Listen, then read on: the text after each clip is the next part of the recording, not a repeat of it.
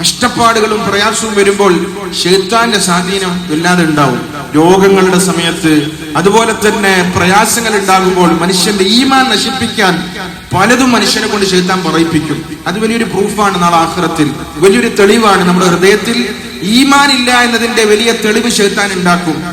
പ്രയാസങ്ങളും കഷ്ടതകളും ഞെരുക്കങ്ങളും വരുമ്പോഴാണ് ശിർക്കിന്റെ വാക്കുകൾ നമ്മളെ കൊണ്ട് പറയിപ്പിക്കുക, വഴികേടിന്റെ വാക്കുകൾ നമ്മളെ കൊണ്ട് പറയിപ്പിക്കുക. അങ്ങനെ നമ്മളെ വഴികെടുത്തും. അതാണ് അയ്യൂബ് നബി പറഞ്ഞത്, അന്നി മസ്സനിയ ശൈത്താൻ. ഈ കഷ്ടതയിൽ ശൈത്താൻ എന്നെ വല്ലാതെ അടങ്ങാറാക്കുന്നുണ്ട്. ശൈത്താൻ മനുഷ്യനെ രോഗാവസ്ഥയിലും കഷ്ടതയിലും ഞെരുക്കത്തിലും നന്ദികേടിന്റെ വാക്കുകൾ പറയിപ്പിക്കും. നാളെ ആഖിറത്തിൽ അത് വലിയ അപകടത്തിന് കാരണമാകും.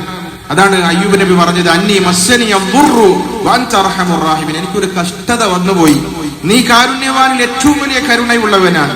അള്ളാഹു ഉടനെ ഇടപെടുകയാണ്. അള്ളാഹുവിന് ഇങ്ങനെയുള്ള ദുആയാണ് അള്ളാഹ്ക്ക് ഇഷ്ടം. പ്രതീക്ഷയോടുകൂടിയുള്ള ദുആകൾ അള്ളാഹു അങ്ങേറ്റം ഇഷ്ടപ്പെടുകയാണ്.